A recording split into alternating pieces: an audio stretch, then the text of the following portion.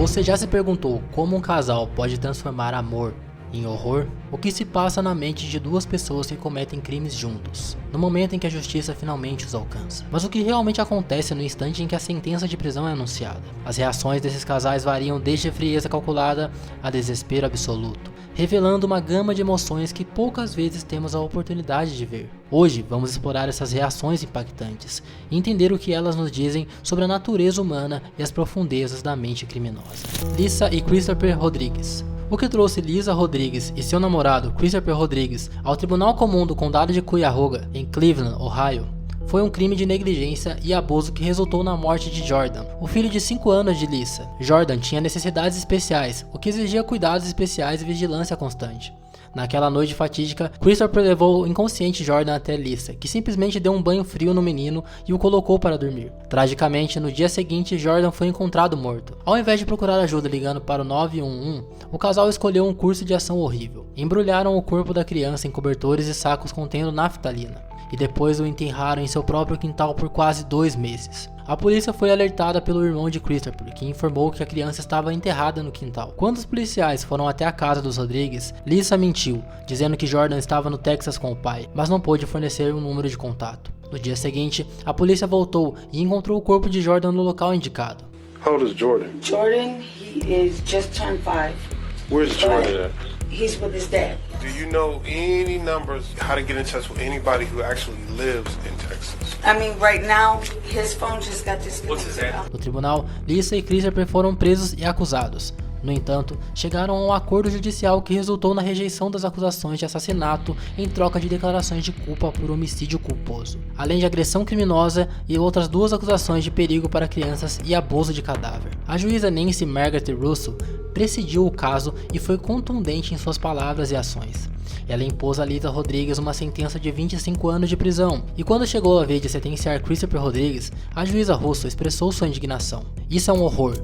Em 22 anos nunca vi algo tão horrível em minha vida", disse ela. I look at friends and family and people who are desperate to have children and want to have families, and you two have babies with no consideration. You just keep having them, disregarding the value of their life. Ela rejeitou a recomendação de sentença acordada de 20 a 25 anos, afirmando que a punição sugerida não se alinhava com a gravidade dos crimes cometidos.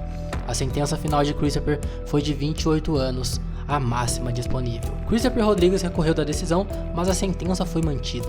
Atualmente, tanto Christopher quanto Lisa Rodrigues estão cumprindo suas sentenças em locais separados dentro do sistema penitenciário de Ohio.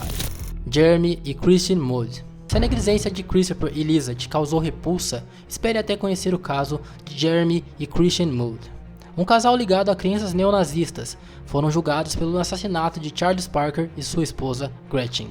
Os Moods escolheram Charles Parker como alvo depois de encontrarem o seu endereço em um registro de criminosos sexuais, motivados por suas crenças extremistas que os levaram a acreditar que estavam fazendo a vontade de Deus ao eliminar criminosos sexuais. A polícia localizou os assassinos usando imagens da câmera de vigilância da casa dos Parker e identificando as tatuagens de Jeremy, que incluíam as palavras Skinhead em seu pescoço e White Power no topo da sua cabeça. Durante o interrogatório, Jeremy e Christian Mood não só admitiram sua culpa, mas também confessaram planos de matar mais criminosos sexuais. O casal foi acusado de assassinato, sequestro e roubo. No tribunal, Jeremy Mood expressou uma declaração de remorso. "Eu sei que o que fiz é errado, é um pecado, e acredito que Deus me perdoou. Por favor, tenha misericórdia de Chris para que ainda possamos ter a chance de crescer juntos. A Bíblia claramente afirma que você não deve matar. Sinto muito por ter quebrado esse mandamento, mas eu realmente acredito que Deus me perdoou." O juiz Lee Alfred considerou as circunstâncias brutais do crime e a falta de remorso genuíno dos acusados. Ele afirmou: "Essas 2 pessoas não tinham como se defender. Acredito que se esses 2 saíssem, eu ficaria preocupado que eles fizessem exatamente a mesma coisa." Após proferir a sentença de prisão perpétua sem possibilidade de liberdade condicional, Jeremy e Christian Mood se beijaram no tribunal, um ato que foi seguido por declarações que mostraram a verdadeira natureza deles. Jeremy declarou: "Não me arrependo de que o pedófilo tenha sido morto. Foi o melhor dia da minha vida." Ele também afirmou que seu remorso no tribunal não era verdadeiro e que, quando questionado se tinha algo a dizer à família da vítima, ele respondeu: "Que morram também." Jeremy e Christian Mood foram ambos condenados à prisão perpétua sem a possibilidade de liberdade condicional. O comportamento deles durante e após o julgamento demonstrou claramente que eles não se arrependiam de suas ações.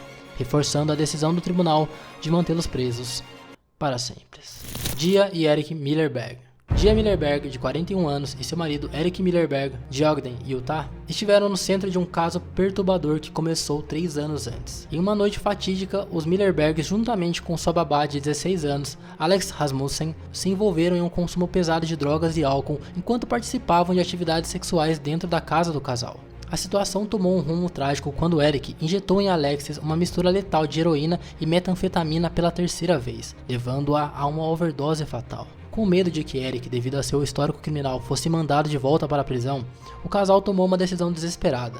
Transportaram o corpo de Alexis para uma área remota e a enterraram em uma cova rasa. Alexis Rasmussen permaneceu desaparecida por mais de um mês, até que uma denúncia de uma informante confidencial permitiu à polícia encontrar o corpo e descobrir a verdade chocante por trás do desaparecimento.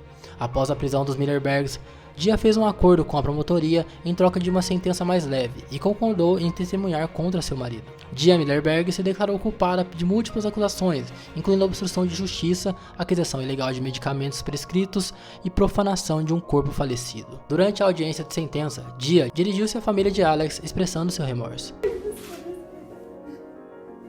I'm appalled and disgusted by what I've done.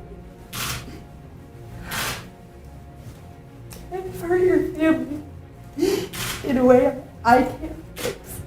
O juiz W. Brent West reconheceu a gravidade da situação ao proferir sua sentença, dizendo: O resultado final é: Senhorita Millerberg, acho que a prisão e a sentença apropriada nessa situação em particular. Percebo que 3 anos permitindo sua reconstrução e sua família, e tudo isso dessa natureza. Dia Millerberg foi condenada a 4 anos e 2 meses de prisão, enquanto seu marido Eric Millerberg foi condenado a 6 anos de prisão.